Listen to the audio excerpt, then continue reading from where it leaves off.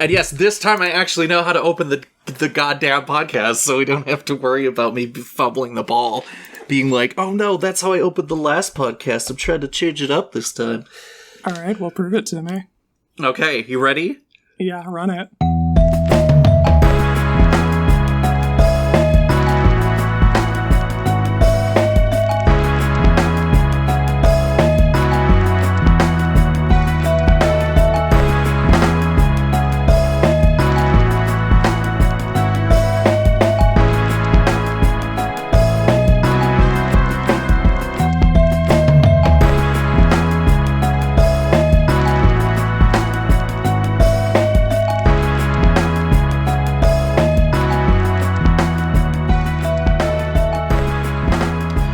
Listening to the Heroes Blade 5 check featuring myself, Cole. And me, and this Quinn. Hey. We nailed it. Hey. Never didn't have it. Never didn't have it. Happy holidays, everyone. Merry Christmas to those who celebrate, and hope you are enjoying the holidays. I know simultaneously I am enjoying them when I am not working. And today, for example, it was terrible. Man, we are really just hanging in there and living the dream as far as doing the work thing. Yeah.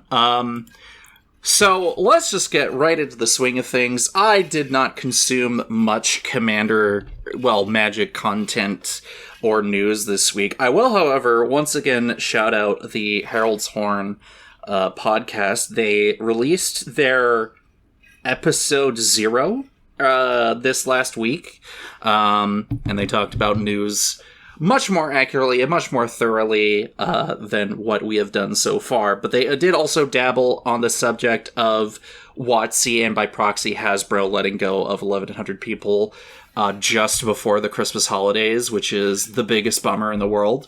And they talk about it with a lot more information than I initially thought, and it only made me more angry. Yeah, if you want to know what's up with that situation, go check out that episode of the podcast, and also check out that episode of the podcast because it's good content anyway. Yeah. Anyway, situation sucks, but yeah. It is what it is. And let us go into talking about some of the recent vibe checks we've either figured out, just from recent games that we've had or things we played. I have played another few games with my Francisco and Dargo deck, and as I've come to realize, not only do they pass the vibe check with flying colors just by being able to pass the blade between the both of them, that deck is kind of stupid strong. I sent you a photo on the last Wednesday. Yeah, you looked like you had some game objects created and some game actions taken. Yeah. Tell me more about that.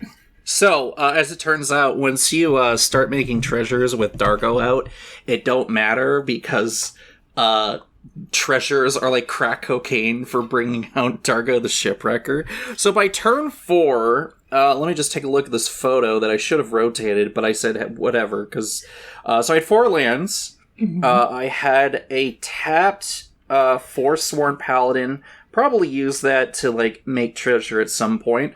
I have a Dargo equipped to a Hero's Blade, and I have a Captain Lannery Storm equipped to an Embercleave. So I cast Dargo and the Embercleave on the same turn, on turn 4. Holy shit. So, casual 13 mana's amount of spells on turn 4. Dargo is a fair and balanced magic card. The same exact way Embercleave is a fair and balanced magic card. And the universe corrected the error, and everyone else at the table was like, well, we gotta slap you around because that's way too good. And it was too good, but I really enjoyed it. They were like, all right, pump the shotgun. You're stopping right there, partner. Like, all right, yeah, fair enough. I've seen enough of this. Yeah. Shout out to Dargo. Seeing every one of those treasures is basically like a Black Lotus. Fucking ridiculous. I do enjoy me a 1 mana 7/5 with trample with built-in sack outlet technology. I don't really know what the designers were smoking when they made Commander Legends 1, but I am once again drinking deep from the chalice. Actually, hold on. Now that being said, let me actually back up Battle a bit, and let me shout out the folks over at Coast Commander, Bert and Lenny. Lenny and Bert were brewing the other night, and Lenny has been re-examining his relationship with Mono Red. So he built a Mono Red artifacts deck with the commander. I can't remember off the top of my head. Yeah. And I think it's Slowbad Iron Golem, and for the folks at home who aren't familiar with that card, he's basically like the very old Magic the Gathering card Soldevi Adnate, in that you can tap him and sacrifice, I think, an artifact to add mana to your mana pool equal to the artifact's mana value. So you're just tapping things that you probably didn't pay retail for because of artifact cost reducers, and basically going mana positive with that, and turning that value into casting bigger and bigger artifacts and beating us to death with giant robots or flinging them with Bosch Iron Golem. It's a really strong game plan, and Lenny is of the opinion that Mono Red is a cult, and I agree, but also we're having a good time together, so continue. Yeah, no, I think you and I both popped in chat at one point or another. I said you have to add, if you're already doing this stuff, you got to add Mishra, Excavator, Prodigy, just simply because if you're dealing with that many artifacts, you need some surplus way to get a little bit of extra mana and some type of card filtering here and there. So they added that to the list. I think I remember just through the sample hands that they were getting. They were like, here and there, but it felt a little clunky apparently, so they'll probably come back to it later. But for first draft, I mean, on one hand, the lore behind Slowbad, quite terrifying. On the other hand, sick as fuck magic card. Does not pass the vibe check in my opinion, because that is a mana dork in the command zone. Yeah, I'm gonna keep it 100 with you gamers. Slowbad Iron Golem could not give a single fuck about whether or not he has the Hero's Blade equipped. We're gonna be sacking that Hero's Blade for mana, even if it's just 2. Yeah, we're feeding it to your Card Clan Ironworks, we're feeding it to Slowbad himself, like, nothing good is happening here. But yeah. So that is it for me, going back over what I'm talking about of broken stuff, and going back over to what Bert and Lenny are doing. And let's go to your vibe checks for the week. We played some of Eowyn Shield Maiden, and she passes the vibe check. She's got 5 power already and first strike, so picking up the Hero's Blade puts her at 8, which 3 turn clock, and also first strike with 8 power is just wild fucking difficult to block, or to attack into. Because if you give her vigilance, then she's just standing there in your way, and you're just standing there menacingly. You're not going to get through that meaningfully. Hashtag I am no man, chops off head. Okay, moving on. Yeah, exactly. She's just going to fucking chop your head off and move on. She does not give a damn. That was, that deck, that pre-con with Eowyn and Aragorn in it, pretty good, but she's always overperformed every time I've seen her hit the field. Yeah, I think she's a really strong card. I'm excited to see more of what she does. The other guy that I want to vibe check is Elmar Uvenwald Informant. I'm a little sus as to whether or not he passes the vibe check. He does have 3 power, so picks up the Hero's Blade and gets up to 6, but I don't really know if getting in there for attacks is what he himself wants to do.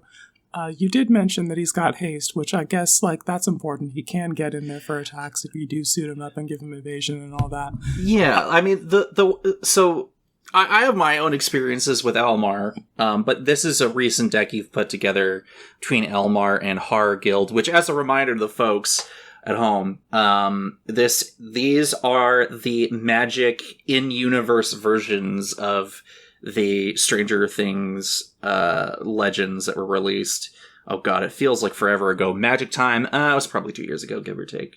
No, that was actually forever ago. Yeah, exactly. So yeah, Elmar, Uvenwald, and Foreman. Like, this is the thing, right? So we talk about these friends forever partners, which all of them are pretty great.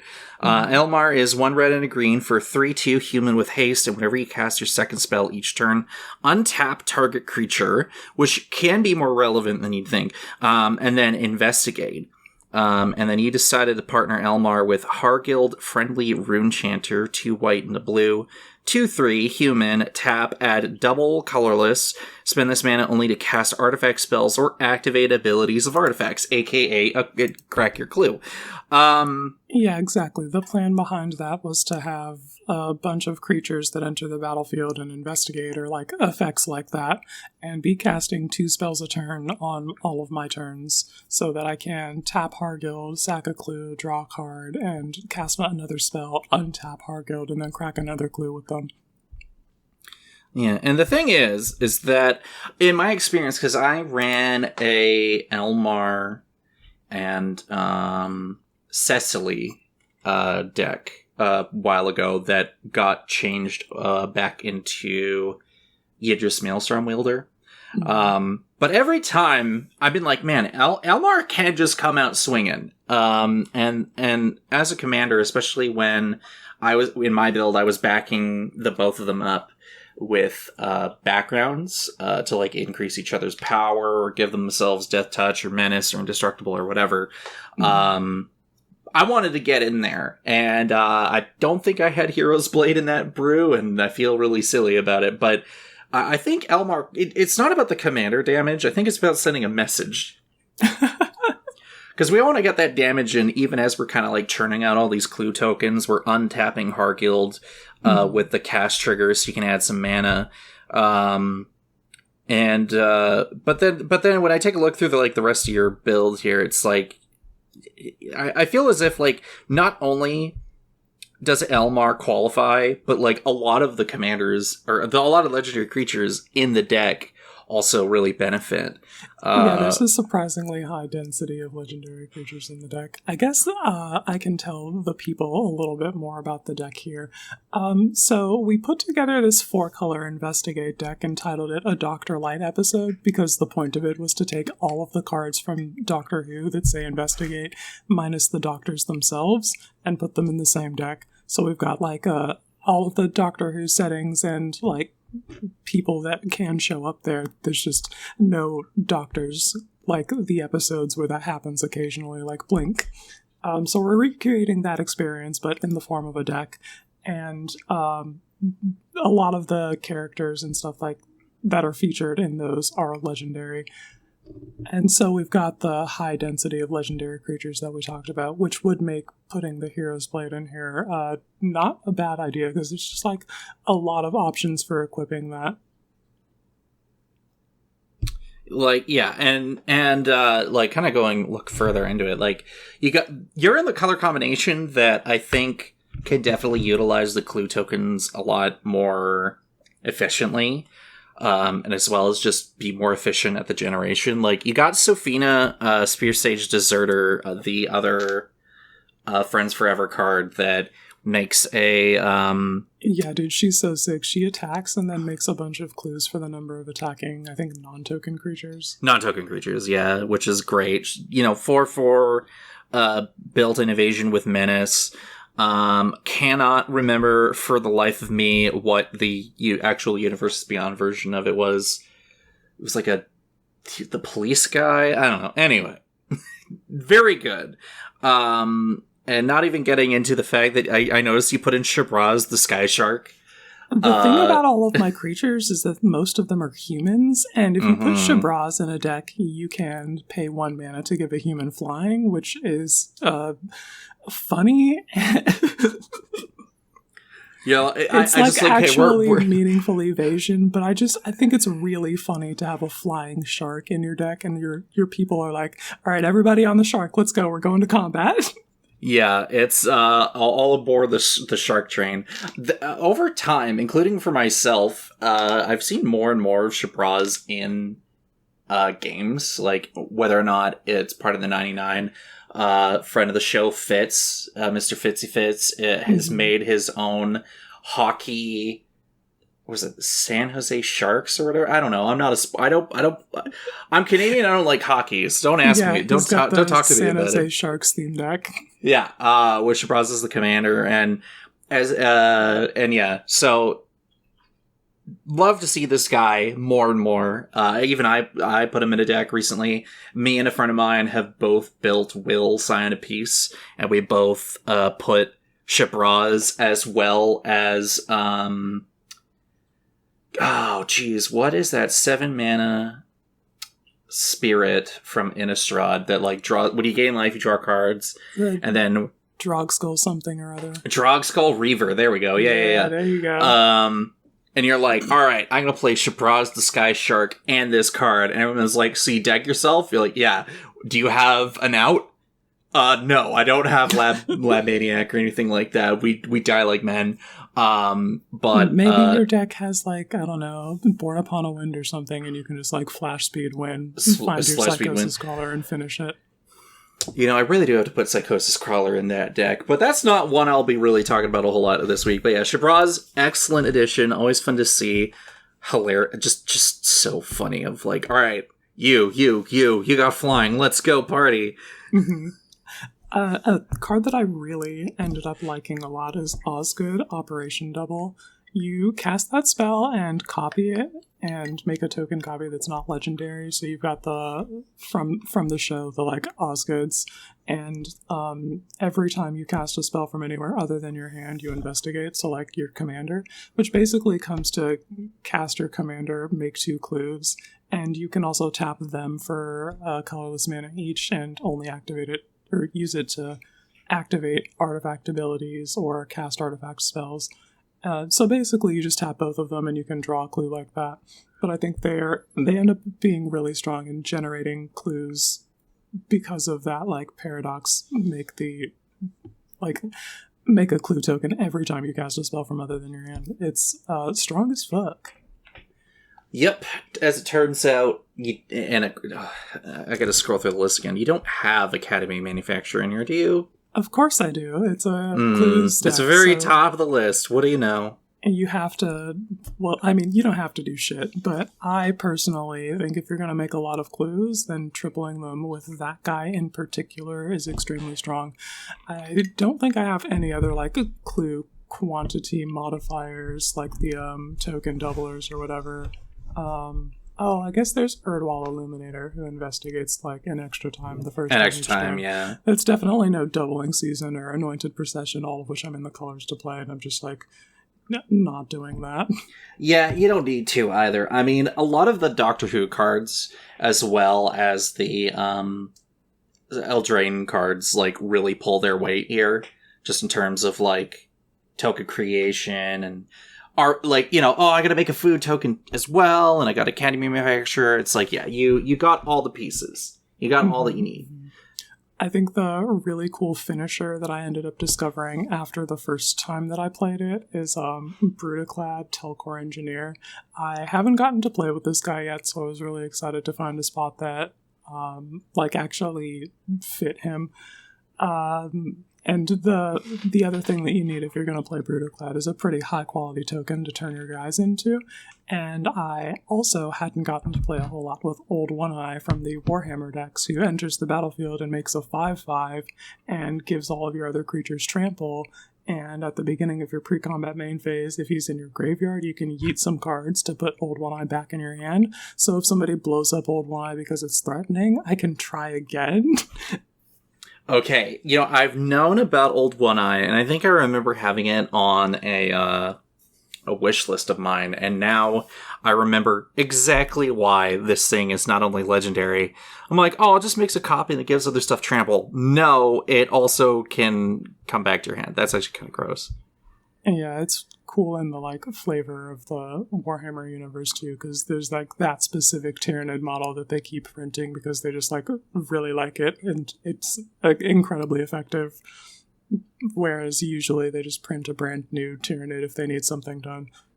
Printing Old One-Eye in particular is just like, okay, this guy's a particular badass, because whatever it's done in their history or whatever, smashing stuff and accumulating biomass. It's been very strong and effective at that, and we would like it to continue doing so. And they gave us that in the game as a way to just like make sure that it never fucking dies unless somebody eats it from your graveyard.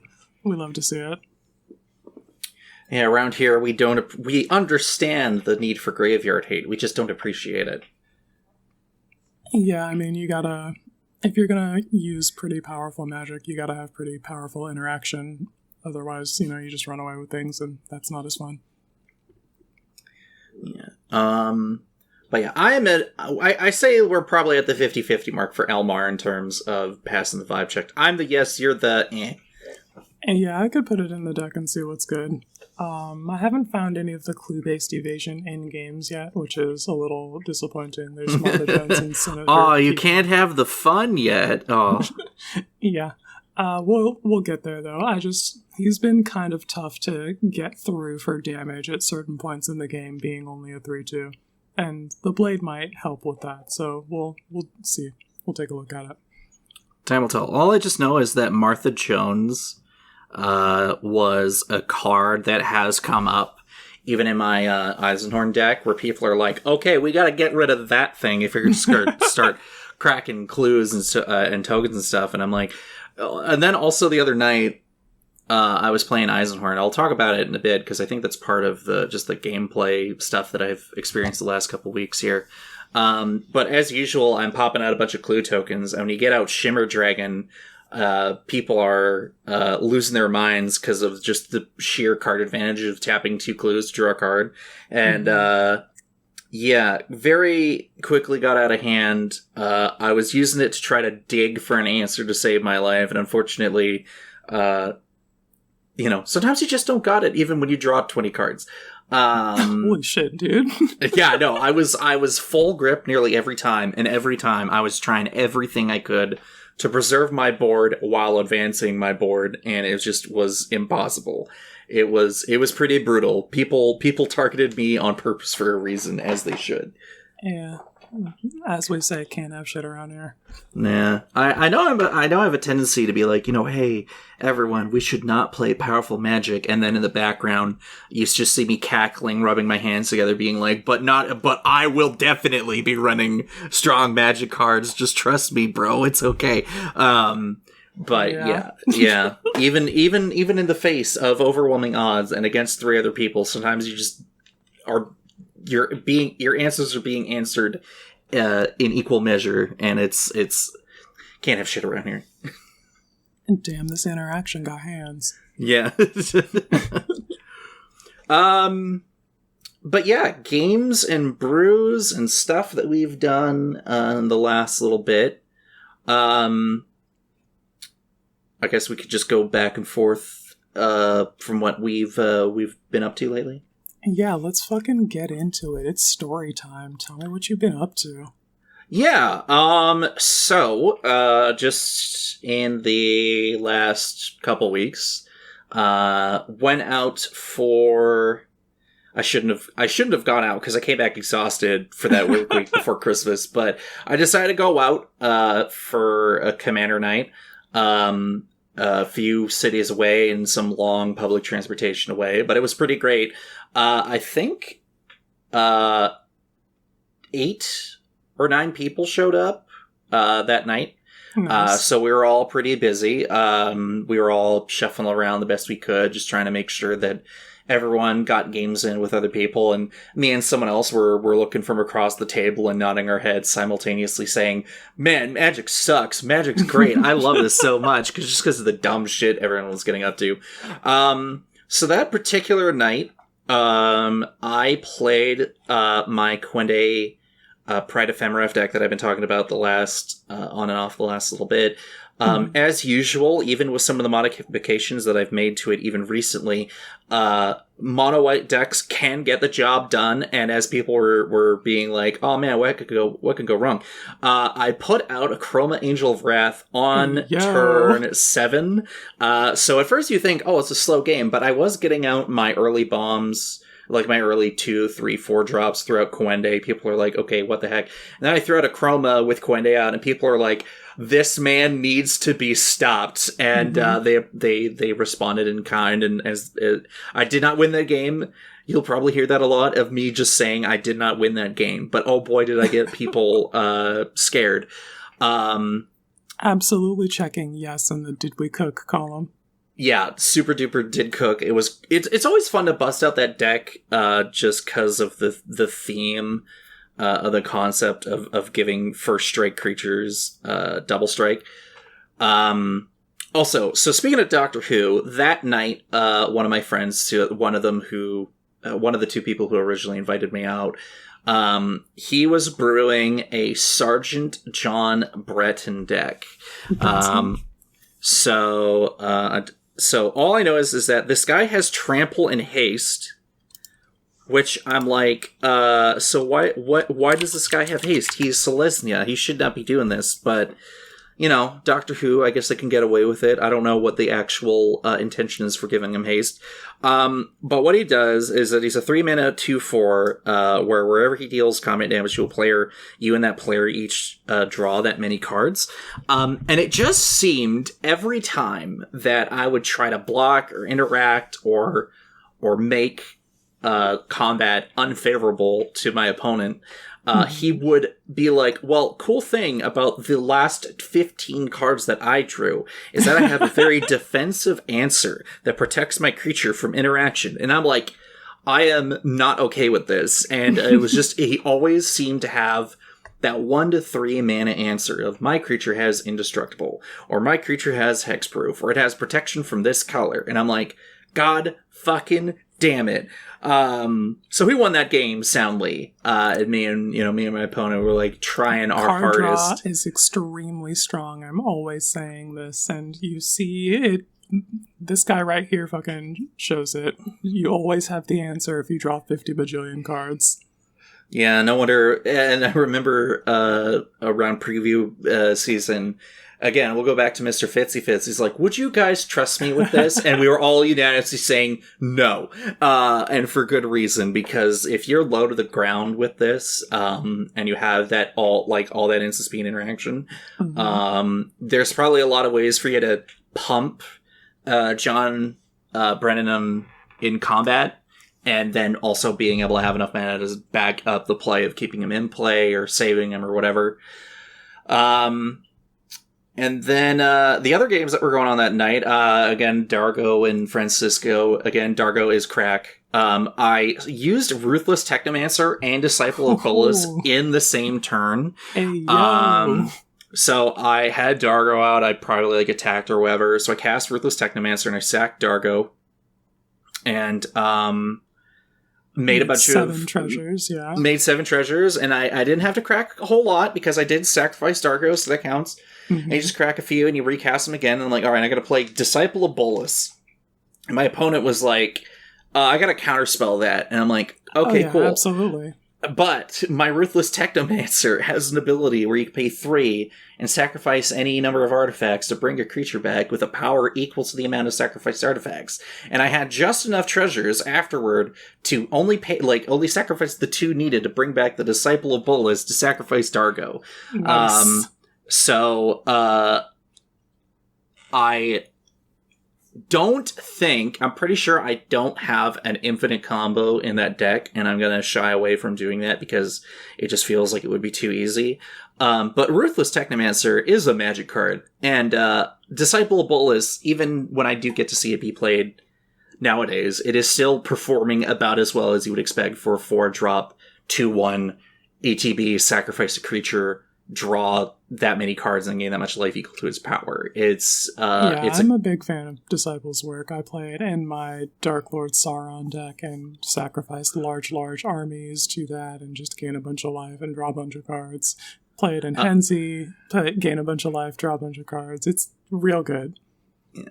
And then just to go over the list of commanders that I saw that night before passing it back over to you.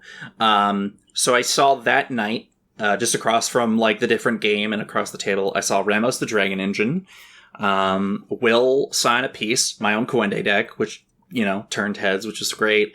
Sergeant John Brenton, the pre-con Esper Urza that makes the Urza bots, which is pretty gross.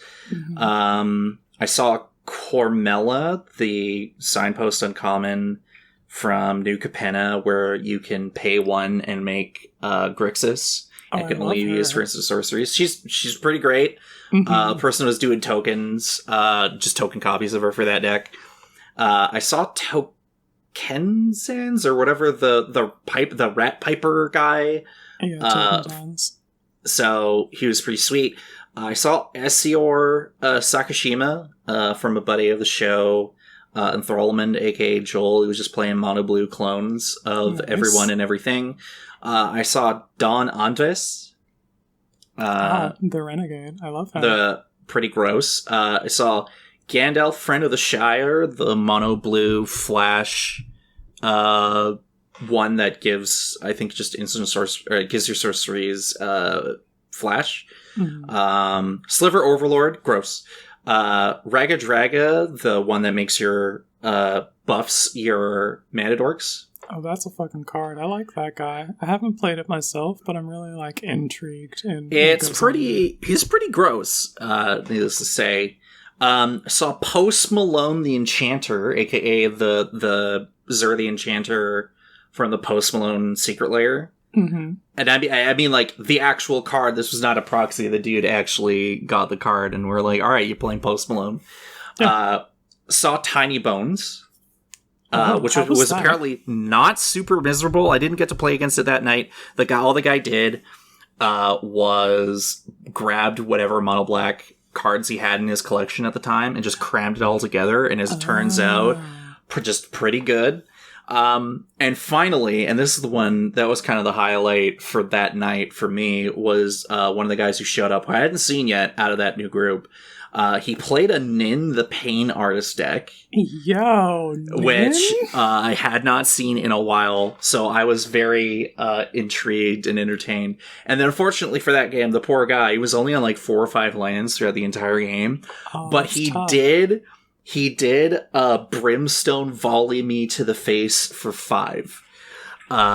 So if anyone who doesn't Brimstone volley for the class, read that one out. So if anyone was around for standard for Innistrad standard background 2011 2012, this is a 2 and a red instant where it deals 3 damage to any target, and if a creature died this turn, Brimstone volley deals 5 damage instead. Now, obviously, you're like, what is this dude up to? And meanwhile, I'm like, I don't care. I got Brimstone volleyed in Commander in 2023. And I was incredibly happy to see it. And I imagine if he had a few more mana rocks, I could probably see some more shenanigans. But I was like, I don't know, 3 mana for 5 damage? Yeah, you know what? Sometimes you just need that to get the job done.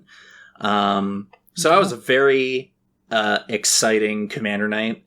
And the mix of us of how some of us had to work the next day and some of us didn't. So I fortunately had to call it at some point. But yeah, pretty fantastic night. I got another one, but you go next, cause I've said my piece so far. All right. So, I have been getting some more games in with the War Doctor and Clara. I initially put that deck together with some of the cards from Doctor Who and just some of the Cast from Exile cards from the precons and wherever that they've been printing recently. I figured it was going to be a pretty alright deck, but that it goes pretty hard, harder than I expected. Pretty happy with where it ended up, but I do gotta be so this Jeskai aggro burn deck goes pretty hard. It's not surprising. Yeah, in the pre-game chat section, I just gotta, give them that heads up. Even without the cascade cheese that you're seeing with Lelia decks from other Eternal formats, where you cast a spell that you cascade from and then don't have a thing that you don't have. Yeah, fail to find. Yeah. Yeah, so you put a number of time counters on the War Doctor equal to the number of cards in your deck or whatever. I don't have that interaction, I think.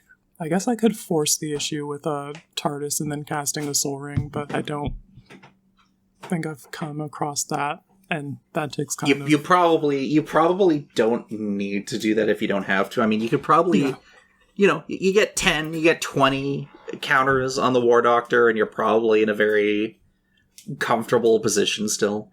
Yeah, I am. The thing is, you can just, play that fairly, and the time counters will eventually accrue. People will blink things, people will send things to exile with Path to Exile or Swords to Plowshares. Other people will Impulse Draw or Cascade, and all of that is seen by the War Doctor, so you put time counters on him. And if I have Clara on the battlefield, then she's doubling those triggers. And her doubling anything related to him is, it makes it getting to the part where you can just, delete players pretty easily. Yeah. The thing about that is people understand and respect that you can simply delete players, and as such, you eat an appropriate amount of removal. So I gotta maybe step up the number of step dodges for removal that I have, or just accept the fact that I'm playing a fucking zap cannon in the command zone. Isn't there more? I was gonna say, isn't there more and more cards that are being printed in White's color pie that just phases out something for single target? There's a lot of ways to save the War Doctor without making, I don't know. War Doctor should be respected. He's called the War Doctor for a reason. Yeah, you absolutely best come correct if you're going to step to the Doctor of War, that's for sure. I just don't know if I want to, contribute to the step dodge meta or whatever. It seems you can't do shit around here without somebody step dodging your removal, so you gotta have twice as much removal to remove things effectively, which contributes to a game environment where you never untap with a non-land permanent. I kind of want to not do that. So that was something I've been picking up on the last little bit, whether it's people's opinion online, which we're online, we're terminally online, so you're going to see the vocal people. But even with some of the people that I play with, it's it's the infinite spiral of, if you have a pod or you have a group of people you regularly play with, there might be the meta of, escalating amounts of removal, and to the point where it's everyone's got an answer for everything, right? Yeah, all these people online yelling, run more interaction. Well, everybody's taking your advice, and then you end up where everybody has all of the interaction, and nobody untaps with non-land permanents. And I'm looking. I'll talk about some of the decks later because I was tweaking some decks after some acquisitions that I had this last week. But I'm thinking of my Thrix the Sudden Storm deck, for example, where it's a mono blue deck with all sort of the trappings of what you'd expect for a mono blue deck, with a fairly high cost commander that gives built-in protection to anything that's 5 mana or greater. But eventually you're you can only run so many bounce effects or counter spells or freezing effects. My favorite thing in the world, freezing effects. But it's there's a point where it's if you have an answer for everything all the time, and you're constantly either on the defensive of or trying to keep people in check, and then as the no fun zone guy, it's I just feel as if what is it? I guess the command zone crew kind of established to have a numerical value of 10 of X and Y, and you get your 10 ramp or your 10 draw or whatever, right? Whatever your personal ratio is. Yeah, and it's I think that's the loudest place that I've seen the sort of deck building formula. And it's you could try to keep all these check marks, you gotta have XYZ amounts of removal. But it's just, I think of Yorion, that stupid Sky Noodle, where you're all right, I'm gonna flicker my Yorion, and then I'm gonna flicker my board, and you're God damn it, I know you can do that, and you're gonna dodge evasion, you're gonna dodge removal, like your life depended on it, and obviously, apparently, your life depends on it. But there's got to be a time and place where someone has got you with their pants down, you know? And if you're up I don't know, it's exhausting to be up all the time when it comes to, like, responses. Like, oh, I got a counterspell, I gotta do this, and it's just, it's exhausting, I can't always do it, and I keep those types of decks for the appropriate pods. And, other than that, I'm just good to just sling spells, and if you counterspell me, well, that's great. Just don't do it every goddamn turn and every goddamn time I say I gotta cast a spell, you know? Yeah, you don't want them to hit you with that, hang on a second, let me just attach, or unattach Sunforger.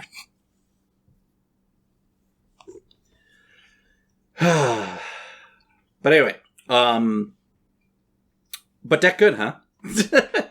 Yeah, deck good.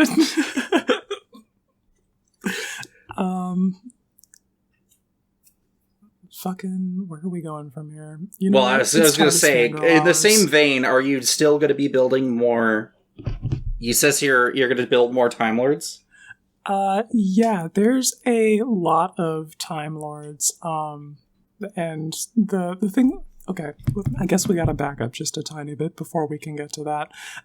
It's TARDIS Fangirl Hours. I absolutely adore that Magic the Gathering card. Giving the next spell that you cast Cascade is actually card advantage if you squint, and if you are going to combat and swinging with the TARDIS and you have a Time Lord, then you get that.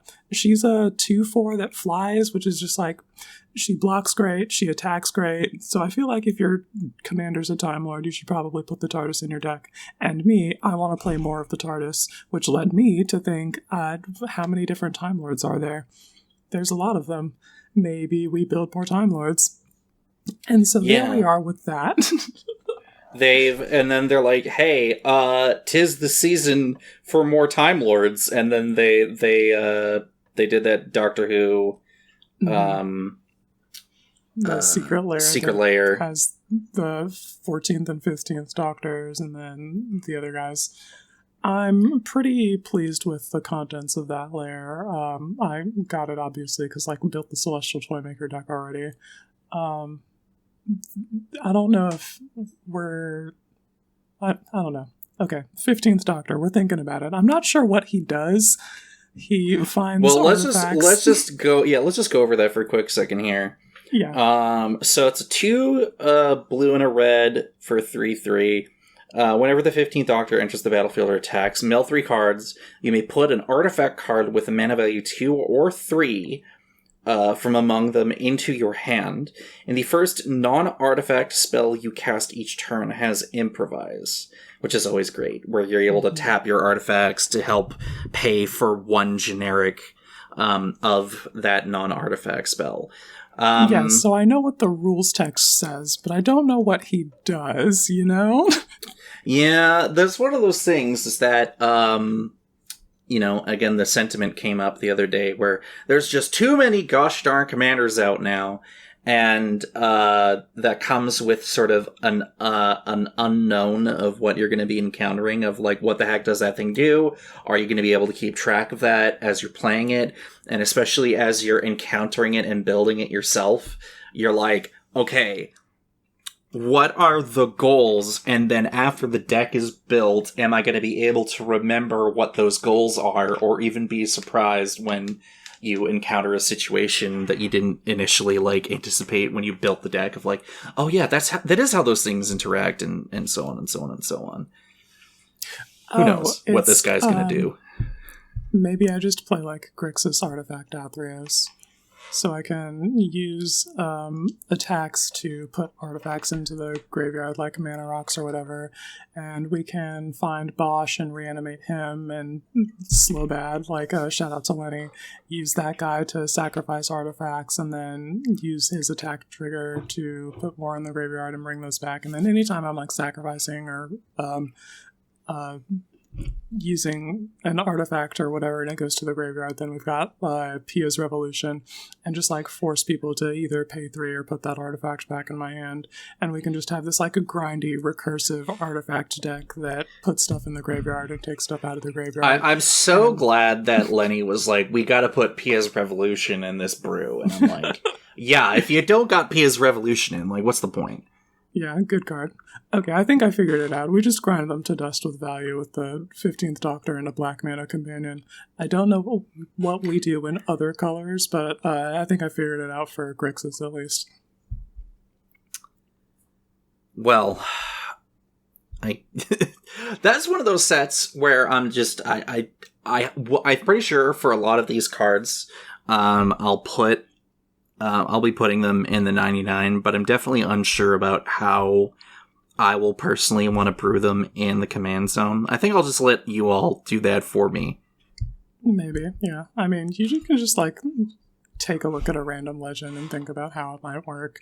I was also looking at the most recent incarnation of the Master on a card. I forget what exactly his subtitle is. Gallifrey's End. There we go. Yeah. Gallifrey's End. Yeah, I was just about to talk about that one. Yeah. Because I opened one in a pack, and it was like the foil alt art blue frame version, nice. Or I put him in Megatron.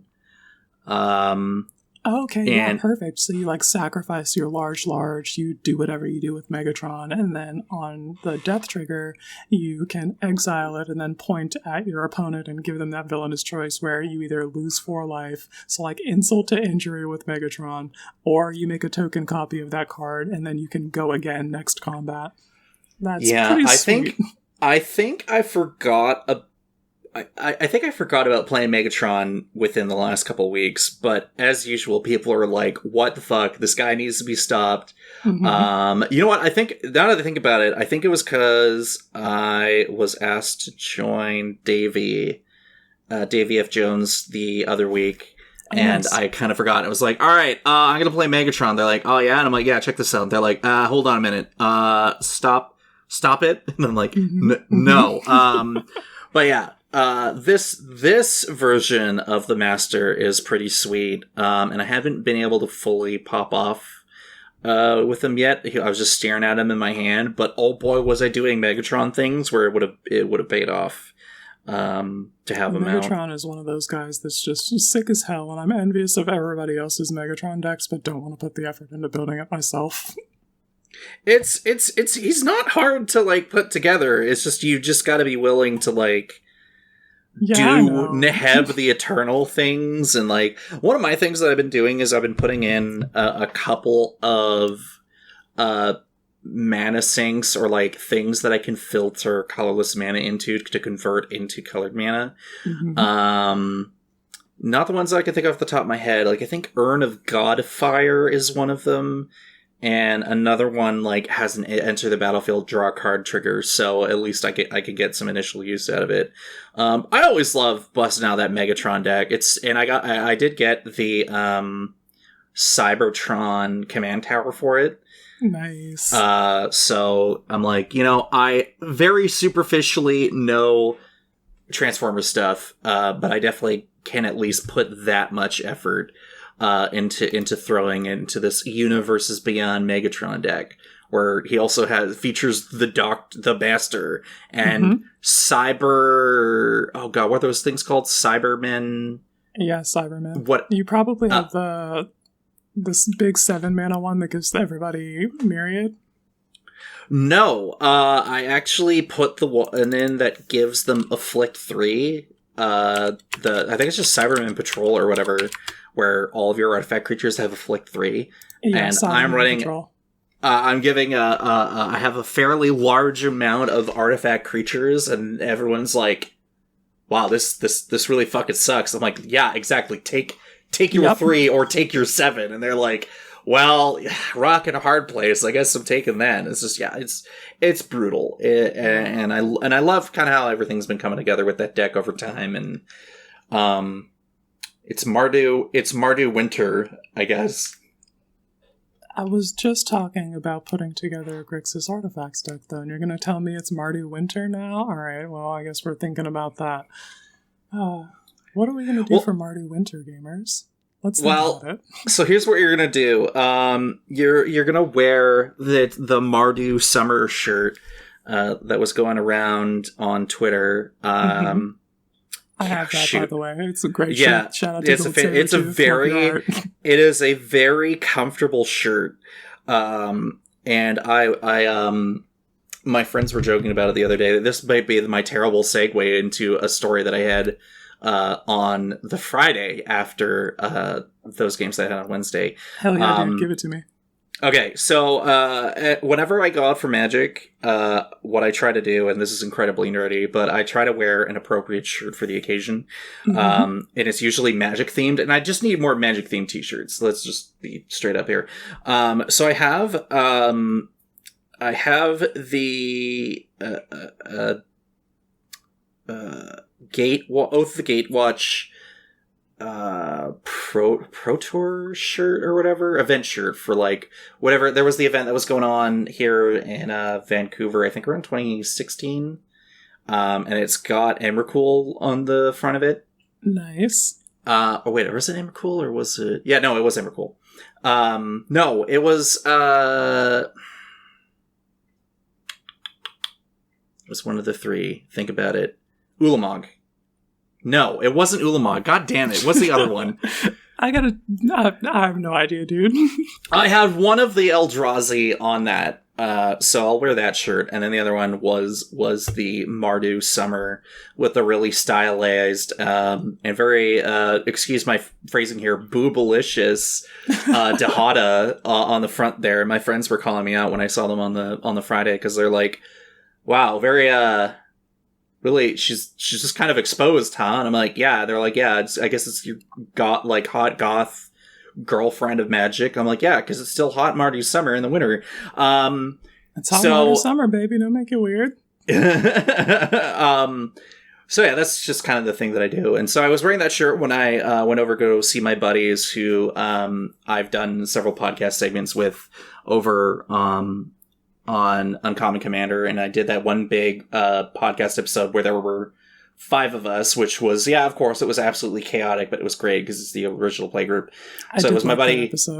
It's my buddy Tommy, Derek, who was the host for the Friday, Jacob and Chris. And as usual, whenever we get together, it's always a blast. And that day was really busy, and it was kind of crazy because Derek's folks were moving out of the house, and we were kind of in this transitionary period between ownership, so the new owners weren't getting in until January 1st. And so in the meantime, while Derek's in town, because he moved to England with his fiance a few years ago, and he was back in for Christmas and New Year's, and as part of it, he was getting his Magic collection sorted because he has some of his stuff out in England and some of the stuff that he's purchased. And he's the crazy motherfucker who's slowly been accumulating a single copy of each card of each set of Magic. Hey, yo. So he's got binders and binders and binders of collections of cards. And that includes, like, he's starting to get... He's working his way up, It's a lot of money. It's a big investment. Yeah, I've seen a picture of a collection like that, and it fits like 2 full IKEA 5x5 Kallax units. So, that's no joke. It's a lot of cards. So that's obviously like a piece that, like, he's bringing books over and all this other stuff, and it's going to be very expensive. So it's going in a shipping container, and he was figuring that out. But at the same time, he's like, all right, guys, while you are here, I just want to preface this. I got a bunch of bulk. We're like, yeah. He's like, so we can go through it. And otherwise I'm going to get rid of it. And then when my buddy Chris showed up later, he's like, well, my brother, his younger brother, is starting to get in Magic with some of his friends. Nice. And Chris has been running into this issue of, like, he's been running out of cards trying to make decks for them. So we're like, well, I mean, let's just go through the bulk and start grabbing, like, whatever we need. And then later we were like, well, then Chris, why don't you take the bulk and donate it to your brother and his buddies, so that way like, we at least take the responsibility out of Derek's grasp, and he doesn't have to worry about it anymore. But now you and your brother and his buddies now have to deal with, like, easily thousands upon thousands of Magic cards, many of which will probably not be used. But at least, like, we could just kind of shift responsibility. So we all did our digging before games even got started, and Chris eventually came later, and we went through it again. But there were a lot of cards, like a bunch of singles and stuff that I was like, well, I haven't been able to get this on online or local stores. Like, Indulging Patrician is a vampire card from, like, Corset, I want to say 2021. And yeah, that sounds familiar. It's like one of those. like, whenever, if you gain 3 or more life in a turn, at the end step, your opponents lose 3 life. Yes, she's also on, I think, the tag on Scryfall, Art Lesbians Like, which, correct. Yes, absolutely correct. And that was one of those types of cards that I've been wanting a copy of for Killer Queen, which I'm going to go into in a second here, because I always got to talk about Killer Queen here. But it was just one of those cards that it's just, I was not able to find. And thankfully, like, when all my buddies were getting together, they were like, here's a Boros charm. I'm like, hell yeah. And then other people were like, here's Indulging Patrician. And then they're like, do you need more? And I'm like, probably just to be on the safe side, because I'll probably build Orzhov and or Mardu something in the future. So I got like 2 or 3 copies now. And just to go like even further into it, because I just got like a stack of cards, like foil basics, which I'm always happy to like put in certain decks. A few copies of like Feed the Swarms, a few Farseeks, Rampant Growths, Reckless Fire Weavers. Oh, I love that. Cryptic Caves, which are the land that you could pay 1 to sack to draw a card if you have 5 or more lands, which sometimes you just need that in a pinch. I'll take your word for it. I don't really play that. Yeah. It's one of those things that's just a me thing. A Not Angry Baby Anger. Oh, nice. Which I was like, I'm snagging this. I don't care. I'm so sick and tired of seeing these angry babies in my commander decks, and the more I can phase them out, the better. Glint Horn Buccaneers were in ample supply for whatever reason. Because that card is surprisingly a bulk rare. Yeah, it's like no one has it, but everyone has it, you know? Like, and I was looking for a copy the other night, and I have a foil one, but I was just looking for just like a regular copy. So I got a couple out of that, and like a Witch's Oven, a few Witch's Ovens were found. And then on top of it, like there was a bunch of like foil cards that worked incredibly well in my Captain Ripley Vance deck, which recently my buddy was, as we were going through stuff, he's like, Derek's like, hey Cole, here's this, and he swings this card over at me. I'm like, what the heck is it? And he found a Leering Emblem, which is a 2-mana equipment. All right, go ahead and read that one for the class. Whenever you play a spell, equipped creature gets +2/+2 until end of turn, and it's equipped 2. So I was like, cool, slap that on Ripley Vance. She goes, like, she's still a base 3/2.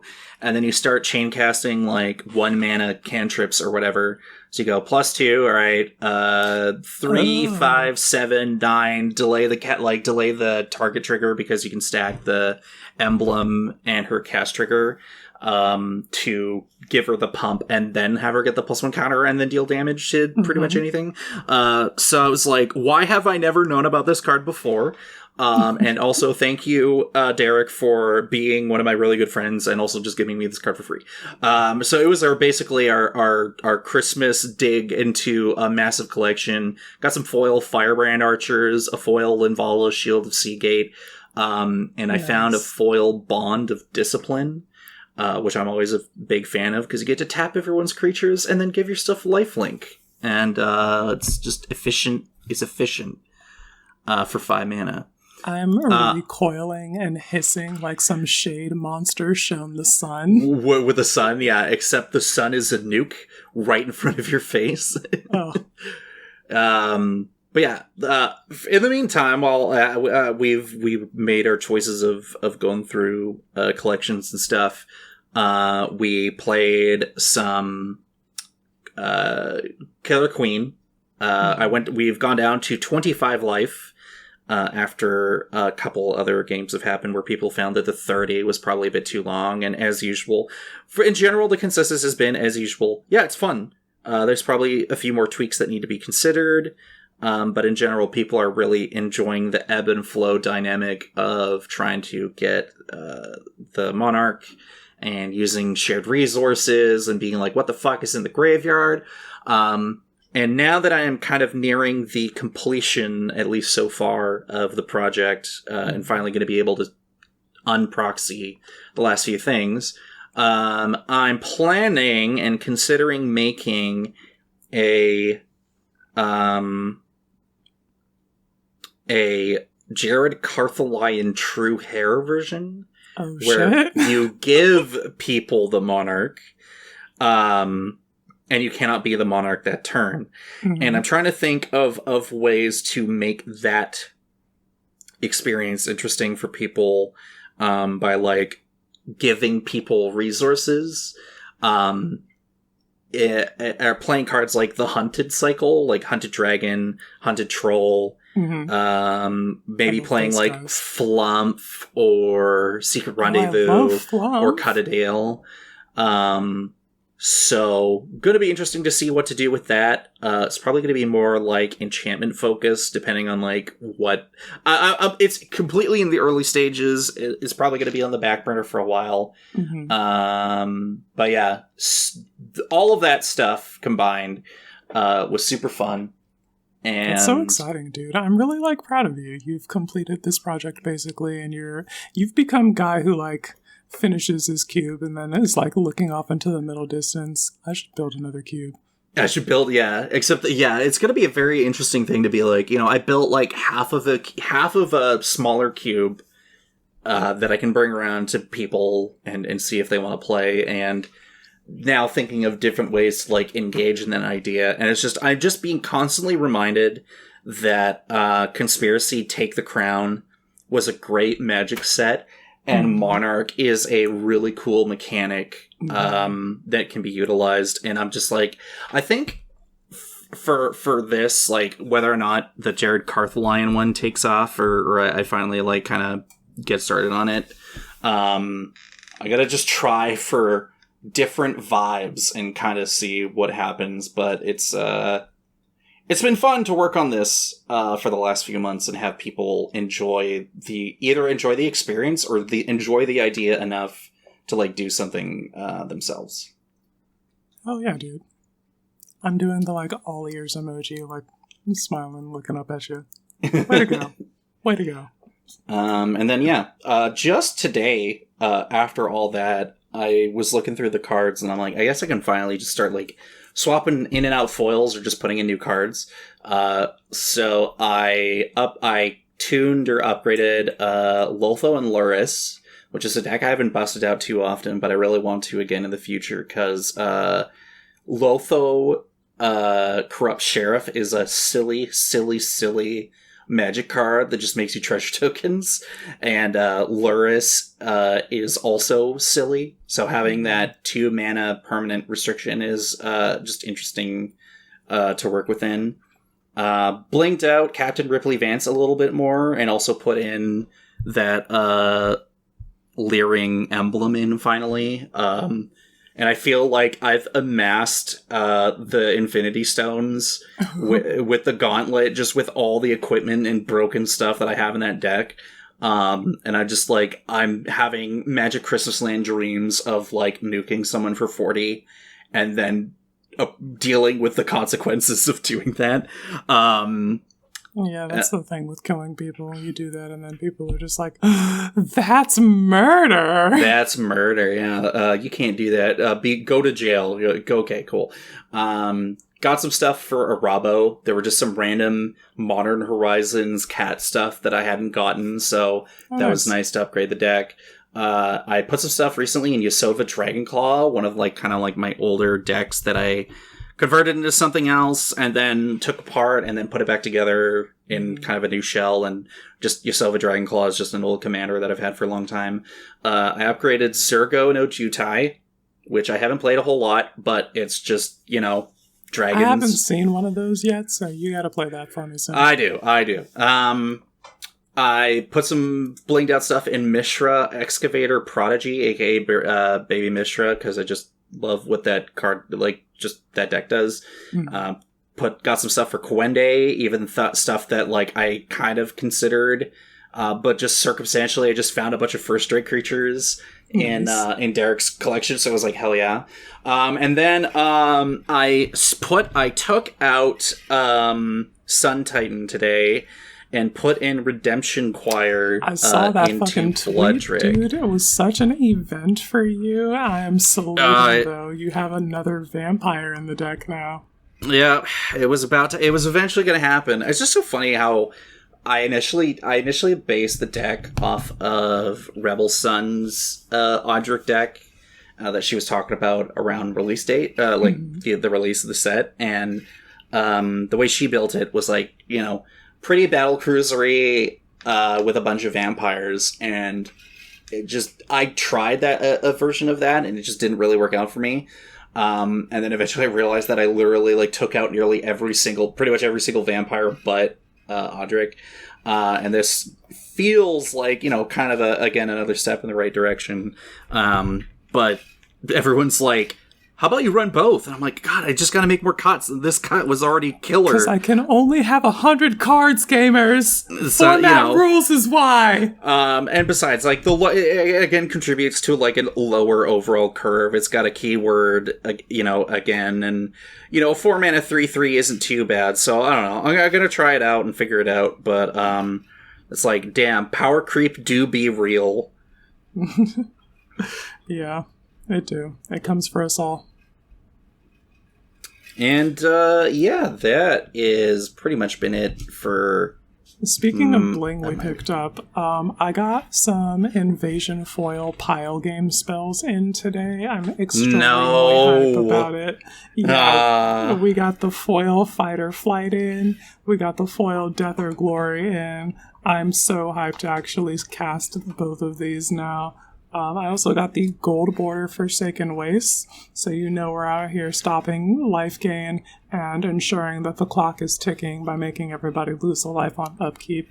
And then this guy's silly. If you try and remove it, if you're like pointing a spell at it, it burns you for 5 just because. Like, don't, hands off.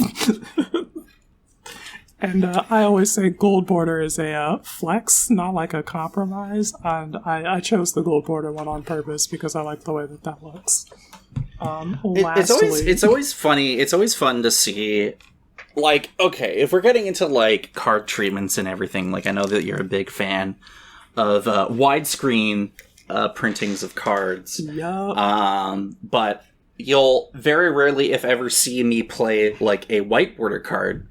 But you know, if I got the chance to play gold border, yeah, I definitely consider it. Gold borders are good. Speaking of widescreen cards, the last new pickup that we got was the War Doctor in the widescreen Surge foil, so I finally have both of my commanders for that deck in actual cardboard. That feels very good. The thing that we do, gamers, I don't know if I've talked about this on here yet, is I just fucking build a deck on Moxfield and play that digitally for a while, and if I like it, then we move to printing it on, like, printer proxies, and only there, if we truly catch feelings for it, do we start buying the cards for it. And at that point, I'm committed to all of the cards that I'm going to run in the list. So I'm just like, I might as well buy the bling printing of the card if possible. Because, like, I've already got a perfect representation in the form of this printer proxy. And I obviously care enough about the card that I, like, want it for real. So, like, eventually everything will be blinged out. It's just going to be lengthy and expensive and time consuming. But, that's the move. And we're 2 cards down now. Love to see it. That's one of those things that I feel as if when you're a commander brewer, where one of the big things is about expression. And obviously, like, there's so many different treatments now that we're getting for Magic cards that it makes it fun to be like, how do you kind of like coalesce the theme or the visual appearance of the deck? Mm-hmm. And, like, obviously, like, also going into, like, proxies and alt arts and stuff that you can, like, get from very incredibly talented people on the internet.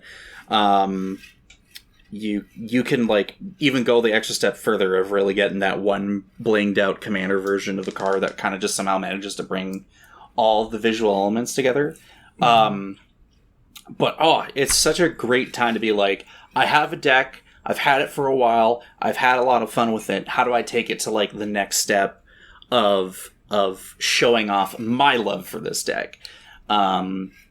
And yeah, sometimes also getting all those like blinged out pieces takes a while, but it is definitely worth it once you finally get everything together. Or at most, like 99% of it together, because the one version of a card doesn't have a blinged out version.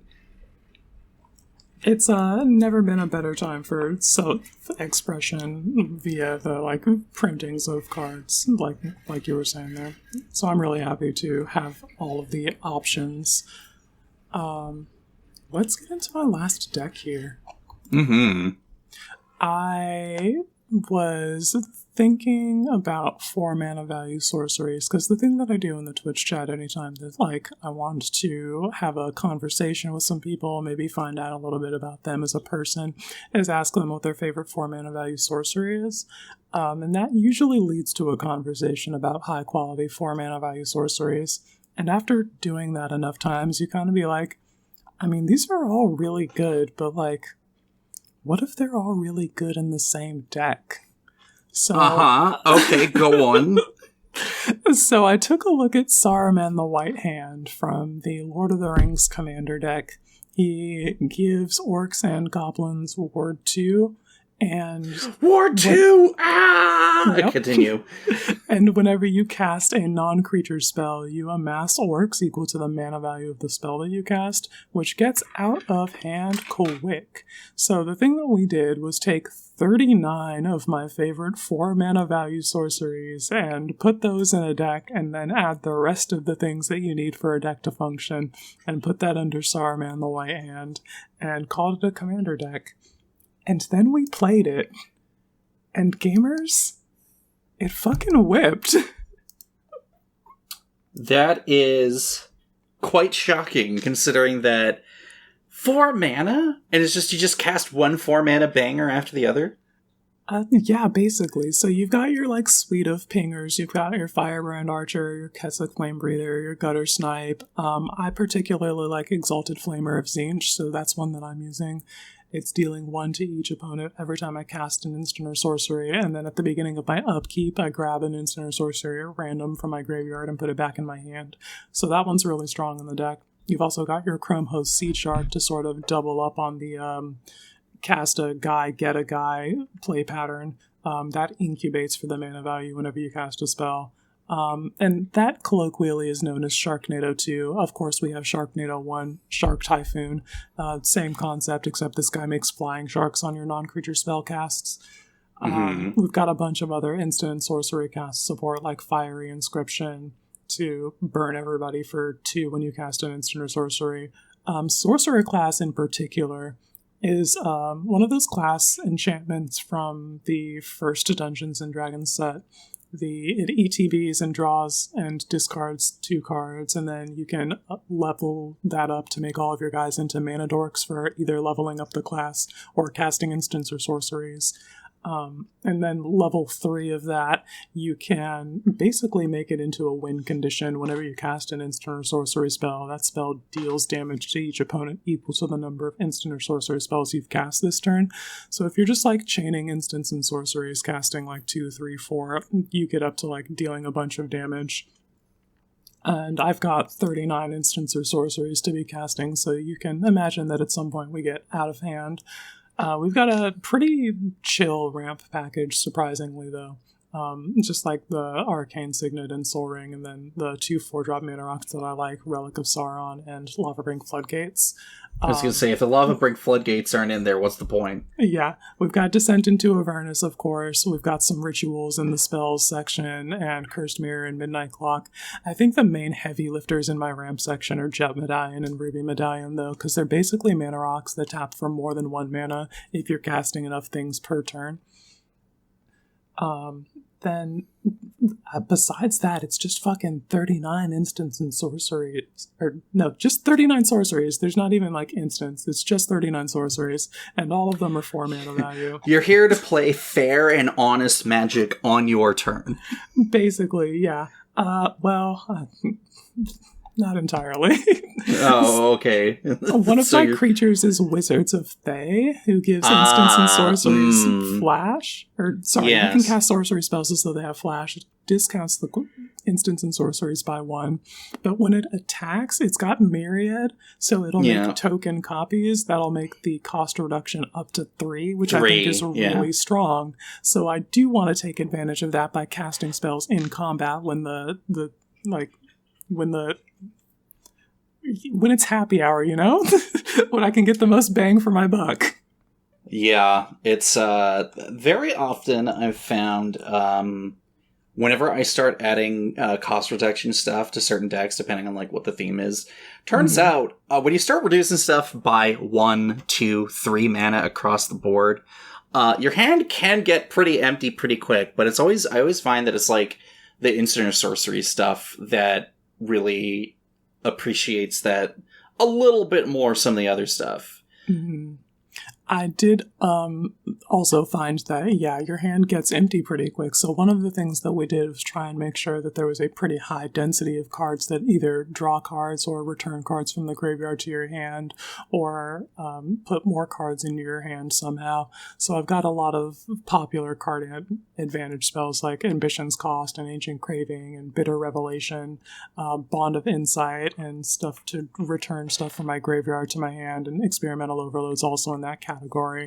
I've got Drawn from Dreams to look 7 deep and put 2 cards into my hand. That was a card that I found in my buddy Derek's collection, and I was like, I don't own one of these. This is I think, my favorite 4-mana sorcery in the game. I'm regularly saying this. I always love to cast a Dig Through Time, and this is a Dig Through Time that's a 4-mana sorcery, and it feels great every time I cast it. So speaking of like. All right, so this is a kind of a funny topic, and who knows if maybe this is the one where we end on, because I think we're approaching another hour and a half long episode, maybe longer. Let me just double check. We're kind of getting there. So one of the things that I've been looking forward to doing and getting over time is I'm a bit allergic to counter spells, and that's just a me thing. You know, sometimes I'm like, I could, but I don't want to counter it, like, who packs Negate? A lot of people pack Negate, as it turns out. The thing about Negate is it kills a lot of things that you don't necessarily have access to removing once they've hit the battlefield. When they've hit the board, yeah.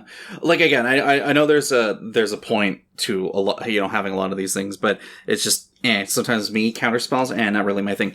But one of the counterspell types that I like getting are the 5-mana counter spells that they seem to have been printing over and over and over again, with like different variations. Swindle or an access denied. I like access denied, because I'm pretty sure that's the one where you make servos equal to like the mana value. But yeah. Yeah. Spell swindle. Where you counter the spell and you get treasures equal to the mana value. Mm-hmm. Desertion. If you counter an artifact or a creature that way, you get it to put it under your control instead. A recent one that I'm very looking forward to trying out, and it also has super freaking sick artwork. Hurl into History from Lost Caverns. Okay. 3 double blue for an instant. With the snake god in the background, fucking obliterating this dude into nothing. Counter target artifact or creature spell, discover X, where X is the mana value of the spell. So I just like counter spells that do more than just counterspell things. Mm-hmm. And I do understand the need for having access to those lower cost ones. But I find that, like, once you start hitting 4 or 5 mana, you get sort of the additional flexibility. Like, I cast a Mystic Confluence the other night, and I was like, that just needs to be countered, or that needs to be bounced, and I need to draw a card. And sometimes those are just the 3 modes you choose. Crazy thought, might run like a Mana Leak or something, in some decks just to make people really think about it. Hang on, is this a New Year's resolution? Is Cole saying in 2024 I will interact more on the stack? We'll find out. I'm not. That's not a guarantee. Don't put those words in my mouth. I did not say that. All right. But, I might be playing more blue decks here and there, and they may or may not have some counter spells in there somewhere. They don't have to be blue decks to have counter spells. You can also No. like Tybalt's Trickery and Transcantation, which is a playtest card, but I still think you should just be putting that in your red decks. Like, for example, let's go back to Killer Queen for a second. There are 3 counter spells, at least 3 counter spells, I think, in that deck. You got a reprieve on them? No, that was the one where I'm not sure if I'm going to find a slot in for or not, but that might go into the Jared Carthelion version. Okay. I guess the other top deck ones are more in line with what you want the deck to be doing. Yeah, because I got Lapse of Certainty. Mm-hmm. I have Tybalt's Trickery, and what was the black one? I think I have a single target. It's counter the one that has a single target. Let me just find it real quick here. But I have seen counterspell wars happen very briefly in that experience, and it's always fun to see people use counterspells in either weird or interesting ways to get themselves set up for stuff. Yeah, that's funny. Let me change perspective, and let me just do a quick tangent here while I'm looking this up. So, speaking of confluences, there were a couple of confluences that I saw be cast the other night that I don't think I've ever seen cast yet myself, or I haven't seen them be cast in a long time. So I saw for the first time Maestro's Confluence be cast. Hey, yo. Choose 3. You may choose the same mode more than once. Return target monocolored instant or sorcery card from your graveyard to your hand. Target creature gets -3 until end of turn. Or go target each creature target player controls. And sure enough, that last mode was done 3 times in a row. I was going to say, I think that last mode can you just goad the table and then make it so that they can't attack. So there's a thing about goaded creatures, so they can't block or whatever. Just make it meaningful, and then you kill people. Yep, you capitalized on that. So that definitely, I was like, oh no, we got to deal with that. But it was, hey, great to see. I think so far, at least to my memory, it's the only time I've seen it. And then Wretched Confluence was cast the other night, where someone was like, I'm just drawing 3 cards. I'm like, oh, okay, cool. I just haven't seen... I've done that. Yeah, I've done that a few times. I just haven't seen it in a very, very long time. Why did I not? I play Wretched Confluence in my mono black Storm deck because you just need cantrips, and that was the one that was in my mind. Yeah. So the counter spell, Imp's Mischief. That was the black counter spell that I put in. Change the target of target spell with a single target, of which there are quite a few in Killer Queen. That's more of a swerve than a counter spell, but okay. But yeah, one of those things where it's maybe eventually I'll increase the number. Maybe I'll put that reprieve in. Maybe I'll save that reprieve for, I'm thinking of calling it Heavy as the Head That Wears the Crown. Mm-hmm. But, I'll workshop it and then get back to you on that one. But yeah, lots of things done with it, that I've done and seen, in Magic the last month. More than anything. And 2023 has been a pretty great year of Magic, all things considered. Yeah, it's been lit.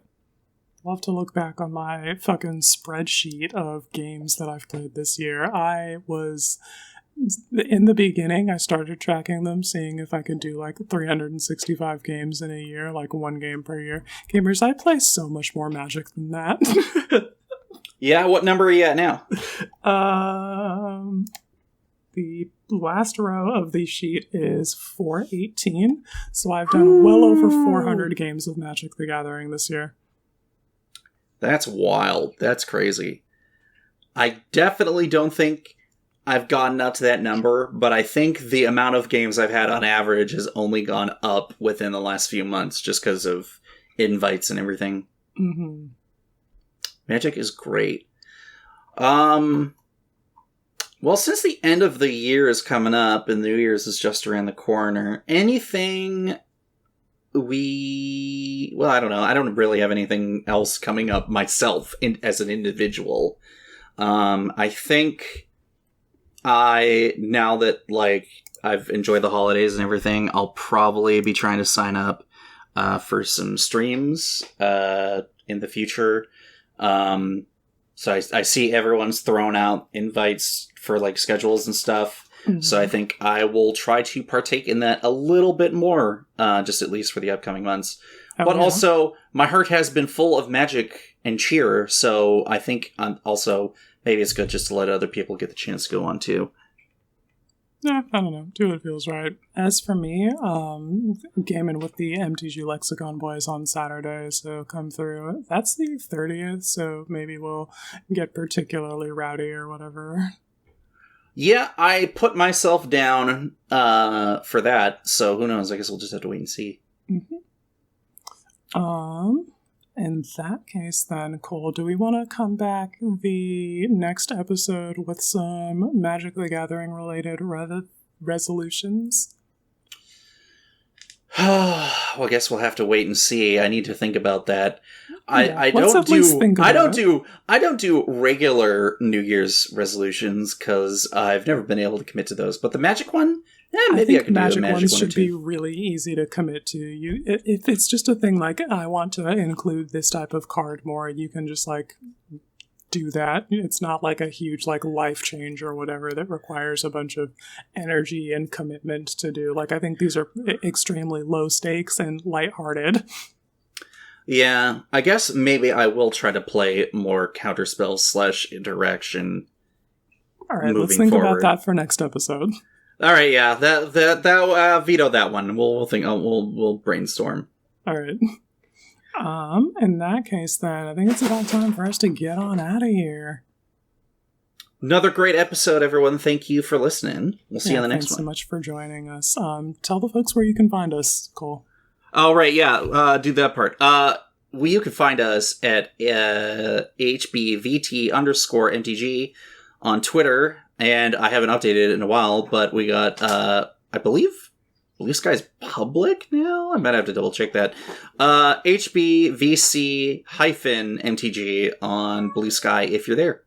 All right. I'm on Twitter at Girldick Energy if you want what I'm running my mouth a bit specifically, in the Twitch chat at Girlredacted Energy. And check the Twitter bio for the stuff that I'm getting up to with my content or whatever. Yeah, and then you can find me at Uncommon CMDR MTG, where you can listen to me shit post, bludger post, or accidentally make another controversial tweet that blows up unnecessarily. Well, I guess we'll find out. That boy keep discoursing. It's a curse. Alright, let's head on out of here. Play some, like, TARDIS sound effects here. I'll figure it out. We'll see. Later, gamers.